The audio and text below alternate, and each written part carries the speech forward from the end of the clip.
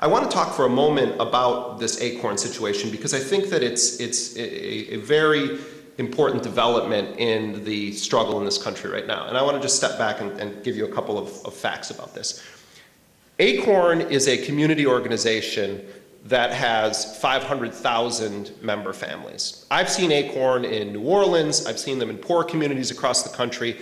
ACORN is a complicated organization. It is a flawed organization. It certainly has had very serious problems, including one of the founders ripping off money from the group. Bertha Lewis, who is now the head of ACORN, was brought in to try to clean up some of those problems. And I think she's generally doing a good job and has been trying very hard to clean up the problems at ACORN. ACORN, however, for as large of an organization as it is, does a pretty good job of steering away from corruption. There have been its moments, and they've been dealing with it. So I by no means am going to stand up and say ACORN is this wonderful organization that has never had any problems, never done anything wrong, and has never had corruption issues. But ACORN received $53 million over the course of 15 years from the federal government. $53 million. Most of that money went to support low-income or moderate-income housing initiatives across the country under the ACORN Housing Corporation.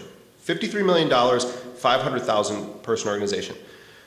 A right-wing activist trying to be a dime store Michael Moore poses as a pimp and brings in a woman who he describes as a prostitute. And they tried repeatedly to get someone from ACORN's tax assistance initiative to give her tax advice as a prostitute. And they were tossed out of, I think, 15, it could be 12, it was 15 ACORN offices because people said this is a scam, you aren't real, and we don't do that. That's not what we do. We give legitimate tax advice to people with legitimate tax concerns. Finally, these frauds find two ACORN staffers that were not tax specialists to give some tax advice to this woman. It wasn't even advice, to sort of talk to this woman about her taxes that they thought was a sex worker. I think that those people were wrong in doing what they did, and so did ACORN, and they fired those individuals. This all of a sudden, though, became a huge firestorm. That ACORN is an organization that is giving tax advice to prostitutes, telling them how to avoid paying income tax and to claim deductions that were inappropriate. And next thing you know, it goes through the sort of right-wing machine, and Glenn Beck is talking about it, and Rush Limbaugh is talking about it. And all of a sudden now, ACORN is basically just a huge corrupt mafia organization and Obama used to work for them. And all these lies and other things are being told. So John Boehner, the minority leader in the House, the guy who looks like a pumpkin, puts forward this Defund ACORN Act. And the Defund ACORN Act singles out ACORN and seeks to strip it of all federal funding based on this sting video with the fake pimp and fake prostitute. All but 75 Democrats in the House voted to defund ACORN. All but 75. In the Senate, there were 2 votes on it. In one, you had 7 Democrats vote against the Republican initiative, and in another, you had 11 vote against it. Now, it's fine. The Democrats have every right to cast a vote against a vote in favor of legislation that quite likely is unconstitutional. But people do stupid stuff all the time on the Hill.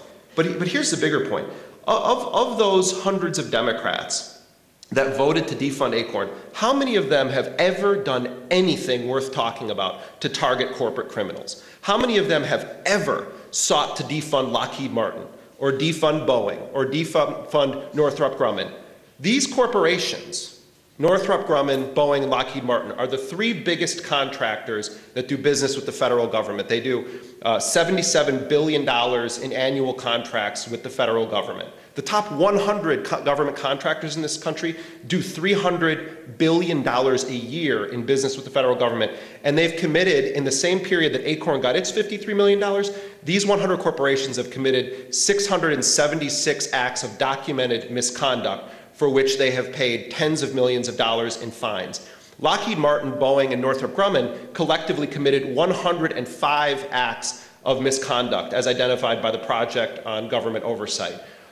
These are real corporate criminals with real life rap sheets. And yet nothing ever happens to them. No one ever goes after them and tries to have them defunded. These are recidivist criminals that have a long history of ripping off US taxpayers and engaging in criminal conduct in some cases. Pfizer, the huge drug company, the maker of the official drug of the Senate, Viagra, just settled in September the largest fraud case in the history of the United States. Civil and criminal charges, including Medicaid fraud, ripping off the Medicaid program, marketing drugs that had been banned by the Food and Drug Administration, mismarketing those drugs. They paid $3 billion in fines and have a felony conviction.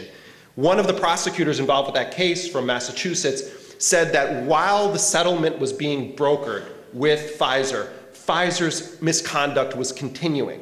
This is a company that is $40 billion a year in profits, does $70 million a year in business with the federal government. They just were convicted in both civil and criminal cases of massive fraud, and they continue to do business. Representative Betty McCollum of Minnesota put forward an initiative to try to prohibit the government from doing business with companies that engage in this kind of fraud for a period of, I think it's 5 years. It's not going to go anywhere. It's certainly not going to pass. But that's about it. You have Betty McCollum and Representative David Obey of Wisconsin, and I think 8 or 9 other congresspeople that have actually tried to take any action on against Pfizer. So when you have ACORN on the one hand, that is registering hundreds of thousands of people to vote, given most of them are black and Latino or they're poor, so they don't vote the right way when it comes to the Republican perspective. You have an organization that doesn't have high-powered lobbyists, that doesn't give campaign contributions, and they get caught doing something stupid. The price for them is probably non-existence. They are probably going to be wiped out at some point if they're not defended. When you're a corporate criminal, though, and you spend tens of millions of dollars lobbying, and you're working the Hill, and you're pouring cash into the campaign coffers of Democrats and Republicans alike. The war industry now gives more money to the Democrats than they do to the Republicans because they see which way the wind is blowing. Who's going to win if you put those two kinds of forces up against each other on Capitol Hill? Of course the war industry is going to win.